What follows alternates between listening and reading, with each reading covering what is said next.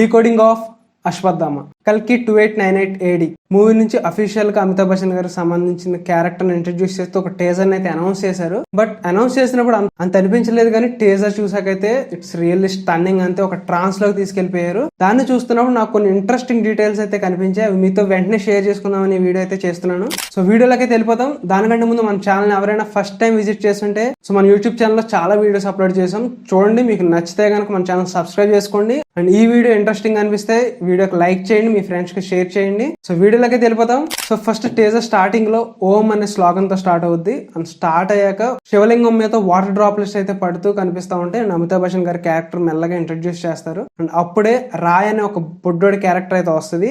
ఆ బొడ్డోడు future generation కాబట్టి only ఒక లాంగ్వేజే కాకుండా అన్ని లాంగ్వేజెస్ లో మాట్లాడుతున్నాడు. ఎగ్జాంపుల్ తెలుగు, తమిళ్, హిందీ అన్ని లాంగ్వేజెస్ లో మాట్లాడుతున్నాడు. ఏ భాషలో మాట్లాడాలి?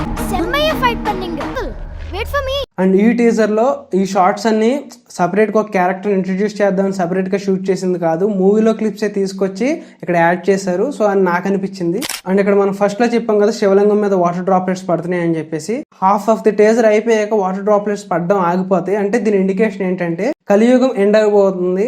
ఆ టైంలో నదులు, చెరువులు అన్ని ఎండిపోబోతున్నాయి. దాన్ని వీళ్ళు ఇండికేట్ చేస్తూ తీశారు. ఇక్కడ నాగార్జున గారి బ్రిలియన్స్ అయితే మనం మెచ్చుకోవాలి. అండ్ మనకు తెలుసు మహాభారతంలో ఉన్న క్యారెక్టర్ అశ్వత్థామని తీసుకొచ్చి మనకి మూవీలో ఇంట్రడ్యూస్ చేశారని. అండ్ దీంట్లో అశ్వత్థామకి ఒక శాపం అయితే ఉంది. శ్రీకృష్ణుడు శపిస్తాడు. అదేంటంటే తను చిరంజీవిలాగా ఎప్పుడు బ్రతికే ఉండాలి అని చెప్పేసి శపిస్తాడు. అండ్ తన దగ్గరున్న మనీని కూడా లాగేసుకుంటాడు. అండ్ ఇది మనకు చెప్తూ డిఏజింగ్ కూడా చేసి చూపించారు యంగర్ జనరేషన్ లో అమితాబ్ బచ్చన్ క్యారెక్టర్ ని. అండ్ చాలా మూవీస్ ట్రై చేసి de-ageing character, example Acharya. And ఈ షార్ట్ అయితే చూడండి, మనకి అదొక ట్రోల్ స్టఫ్ అయితే అయిపోయింది, బట్ దీన్ని అయితే చాలా బాగా యూజ్ చేశారు. అండ్ ట్రాన్సిషన్ మన యంగ్ ఏజ్ అమితాబ్ బచ్చన్ నుంచి old age Amitabh Bachchan transition ఏదైతే ఉందో అదైతే ఈ షార్ట్ అయితే నాకు రియల్లీ ఎక్సలెంట్ అనిపించింది. నాకు చిరంజీవులుగా బతకడం అంటే శాపం ఏంటి, అదొక వరం కదా అనుకుంటున్నారేమో. తను ఎంతో ట్రై చేస్తూ ఉంటాడు చనిపోదాం అని చెప్పేసి, ఈ భూమి మీద ఉండలేక చనిపోదామని ఎంతో ట్రై చేసినా సరే తనకి చావడం కుదరదు.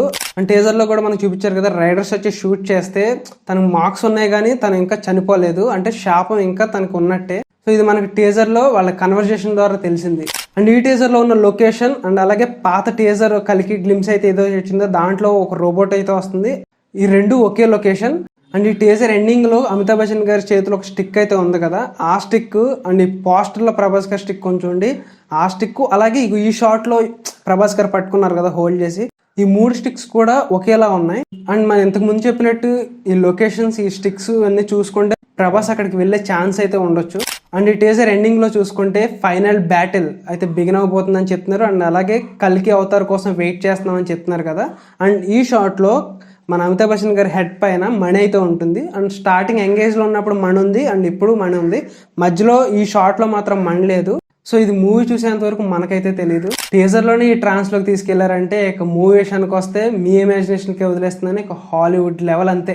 సో ఇది ఈ టీజర్ చూసాక నాకైతే చాలా ఎంగేజింగ్ అనిపించిన పాయింట్స్ అయితే ఇవి. మరి మీకు ఏమన్నా ఇంకా ఎంగేజింగ్ అనిపిస్తే కింద కామెంట్ సెక్షన్ లో కామెంట్ చేయండి. సో ఇది ఈ వీడియో మీకు నచ్చితే కనుక లైక్ చేయండి. అండ్ నెక్స్ట్ వీడియోతో మళ్ళీ కలుద్దాం. Until then by.